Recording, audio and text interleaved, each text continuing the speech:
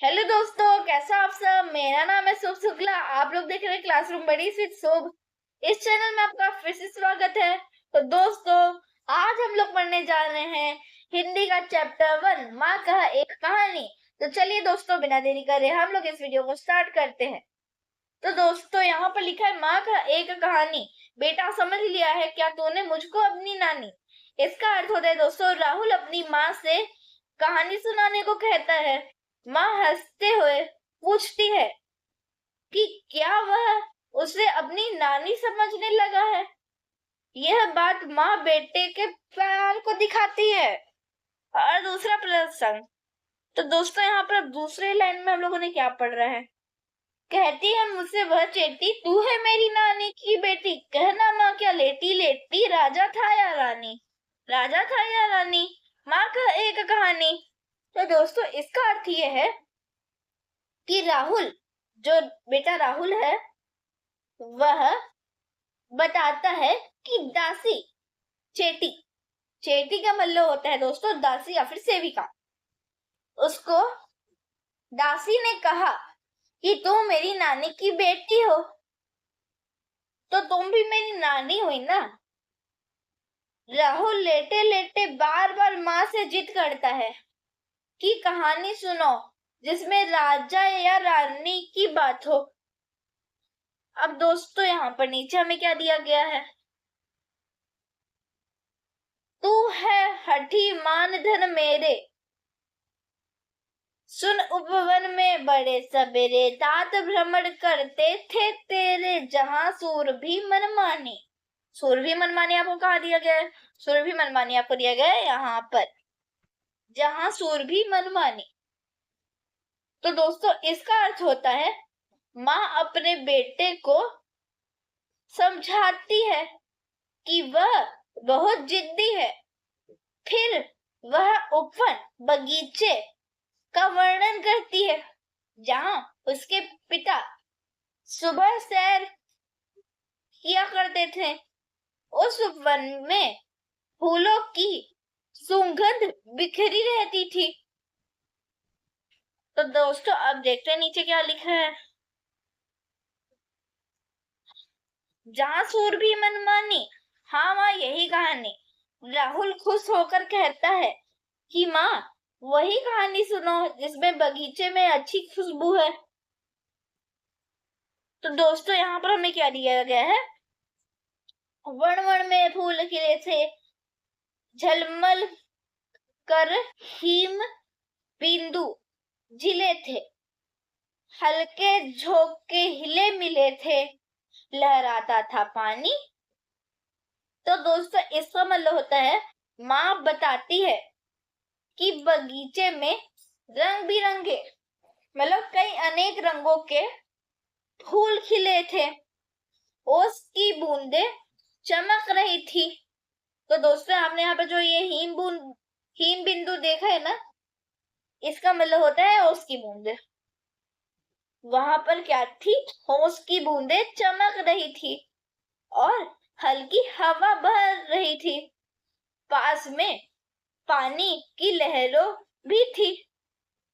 यह बगीचे की सुंदरता को दिखाता है। तो दोस्तों, अब हमें यहाँ पर नीचे दिया गया है, लहराता था पानी। हाँ हाँ यही कहानी। इसका मतलब होता है राहुल प्रसन्न होकर कहता है कि माँ यही कहानी सुनाते रहो जिसमें पानी लहरा रहा है। गा तो दोस्तों, अब यहाँ पर हमने क्या पढ़ रहा है। गाते थे खग कल कल स्वर में, सहसा एक हंस ऊपर से गिरा बिद्ध होकर खरसर से, हुई पक्षी की हानि। इसका मतलब होता है माँ बताती है कि वहां पक्षी मीठे स्वर में गा रहे थे और तभी अचानक से एक हंस ऊपर से गिरता है, नीचे गिर पड़ा और उसे तीर से चोट लगी थी। हुई पंछी की हानि, करुणा भरी कहानी। इसका मतलब होता है दोस्तों कि राहुल दुखी होकर कहता है कि हंस को चोट लग गई। यह तो बहुत करुणा भरी कहानी है। तो दोस्तों अब देखते हैं आगे क्या होता है।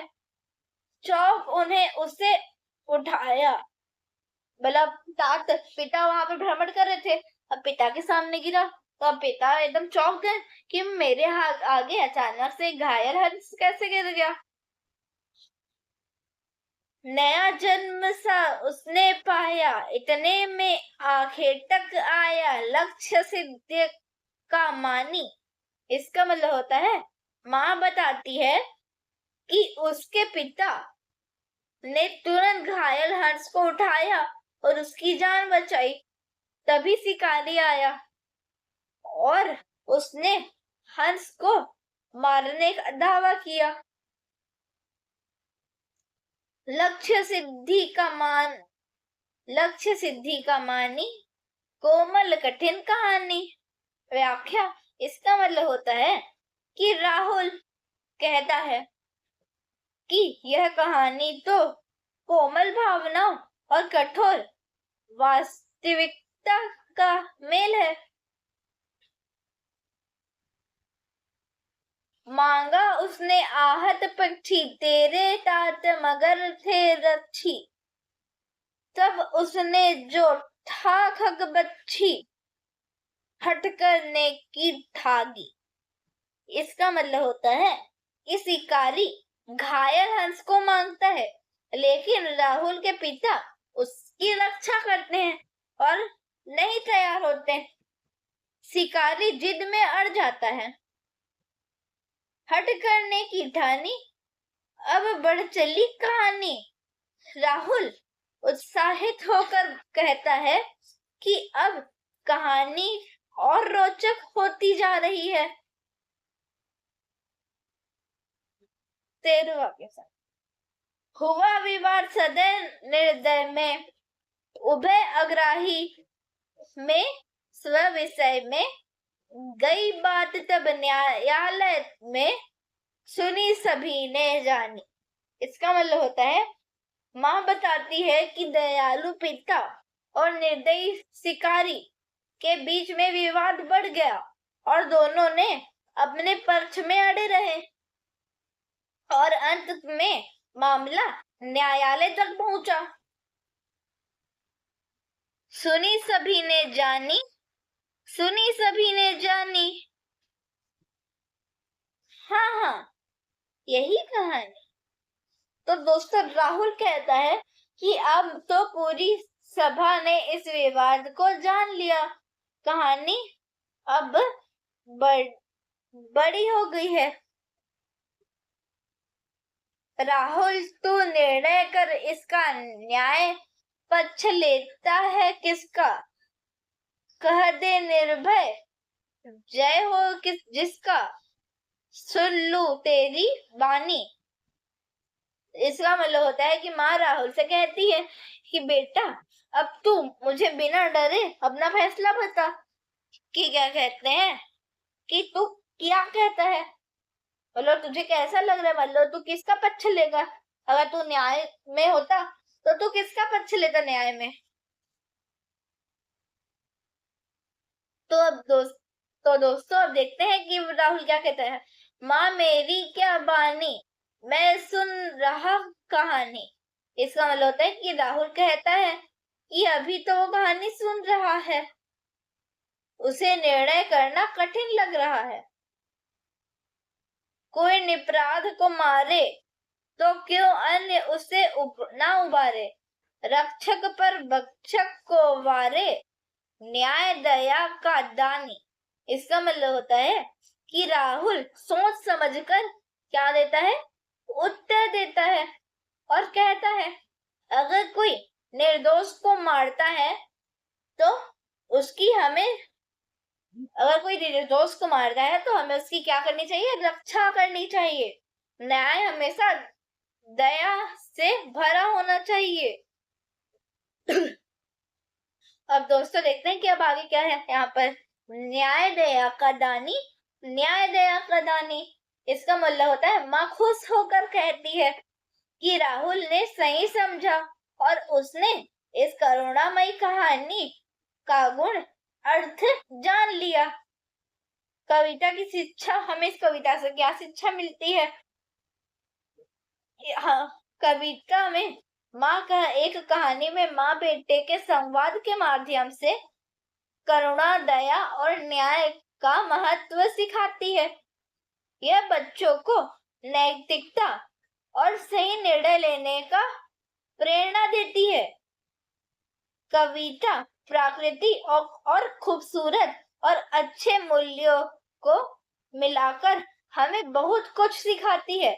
मैथिली शरण गुप्त की यह रचना सरल भाषा में गहरे विचार प्रस्तुत करती है, जो बच्चों और बड़ों दोनों को प्रेरणादायक है। तो दोस्तों, हमें इस कहानी से यह शिक्षा मिलती है कि हमें हमेशा किसका पक्ष लेना चाहिए? जिसके अंदर दया कूट कूट कर भरी हो। तो दोस्तों, अगर आपको मेरी यह वीडियो पसंद आई है तो इसे लाइक करें, शेयर करें और सब्सक्राइब करें। धन्यवाद। हमारी अगली वीडियो आएगी अगले सैटरडे को। Thank you.